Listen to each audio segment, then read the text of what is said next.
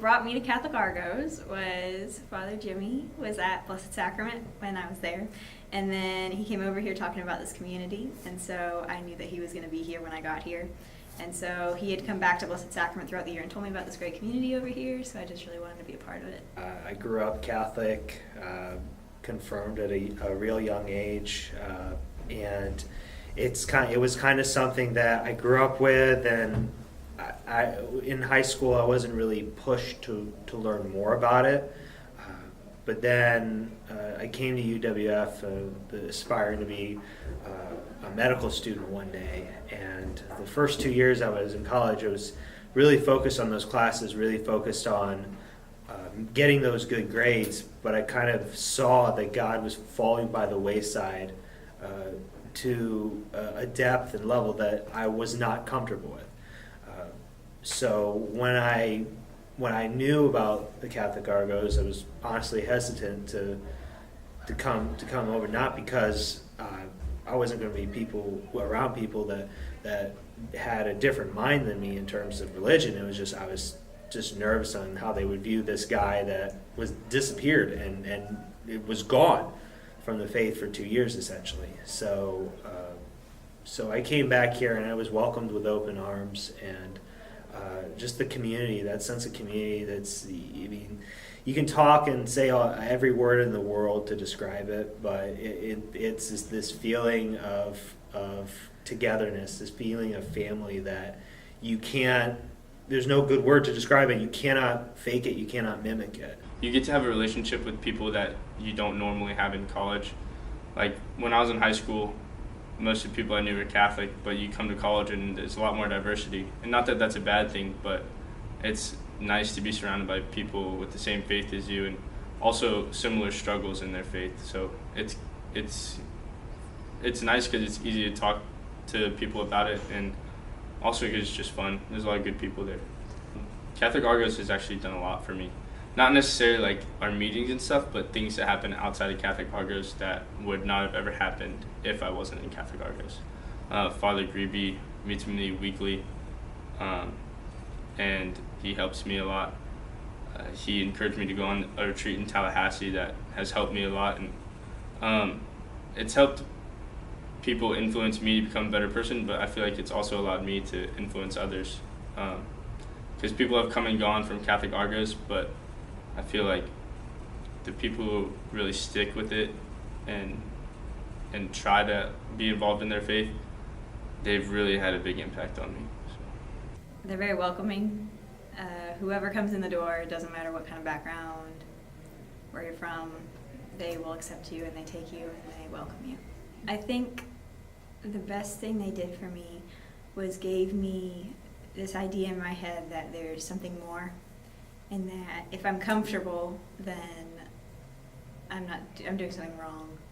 I was actually a transfer student 3 years ago, and I have heard of Catholic Argos from a neighbor, and she told me it was a great way to meet people, and so I decided to give it a shot, and I have to say that I think that was one of the best decisions I ever made, because being around like the people that I know has given me so much inspiration to continue my devotion to God, and they've given me so much like inspiration, and being with a group of people that have a passion, something like that makes me want to do it too. So I would say it's made my college years very, very great. I wouldn't have met the great people that I've had. I wouldn't have had the experiences like if I hadn't listened to my neighbor and actually went. All of the people here are so lovable and they're so accepting, and we're just so diverse, and just everyone here is my favorite person in the world. We went to Panama City after Hurricane Michael for hurricane relief, and I was in a tent with 3 other people that are now my best friends, which is Ton, Hayden, and Eric. They're one of my favorite people ever. Like, they're just like the greatest. Eric has become like my brother, and Hayden still manages to make me laugh with his dad jokes. But while we were there, we were at the miscellaneous tent, and we gave out the most random things, like batteries, flashlights you put on your head. Just really not I didn't see a purpose in the things. Seeing people like overflowed with joy whenever I handed them a can of bug spray, it was just humbling, and I just couldn't believe how much happiness, off would bring them. And just, we had fresh fruit. They brought them to, we had Battery's fresh fruit. They had a thing of fresh fruit, and these two Vietnamese ladies rolled up in their very beat up car, probably a tree fell on it. And whenever I asked them if they wanted some fresh fruit, they said yes. And then they started clapping and they started tearing up, and I was like, it's a banana, but here you go. And they rolled off, and they were so happy with everything that they gave us, and they were so thankful. And I was also so thankful because they did so much for me in my soul, and they just brought a lot of joy to me. It was very humbling because the entire time, a lot of the time, I could just think about how upset my stomach was because all I was eating were chips and zebra cakes the entire weekend. But then I went to serve these people, and I realized that's all they're going to be eating for the next few months until they get some power back. All they're eating is this processed food. They don't have anything to cook with. They don't have any organic things right now because their grocery stores are blown to the ground. So I think just being in unison, like these people that had nothing, I had the same water pressure they did the entire time. So we were eating the same food, we were doing the same things, and while we were there, it's very humbling to watch people from all different backgrounds, people like high up in society to the homeless. We're all coming to the same place for help. Panama City people just suffered destruction, like just the joy and solidarity of being a part of a cause that's way bigger than any of us or our struggles was pretty awesome. And then the discernment retreat I went on, that Father Greeby encouraged me to go to.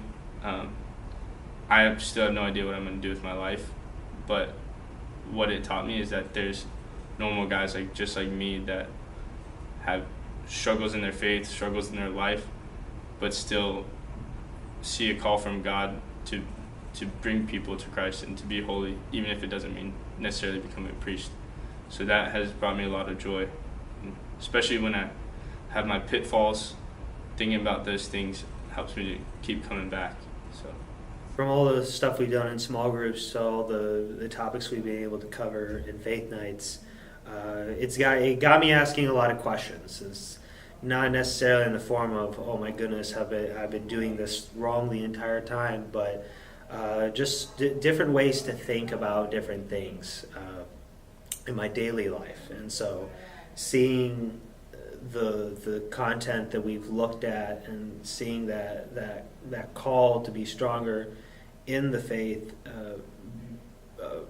personify itself in daily life for me, that was one of my big awakening moments. We're not only committing to prayer, but also being stronger in terms of the teachings and all that, being stronger in reading the Bible and all this stuff.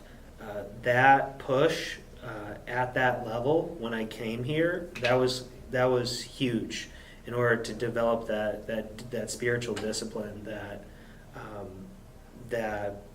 I'm able to continually try and build off of, and also to try and learn more. It's always be thirsty to learn more about Christ and the faith. It's I love that.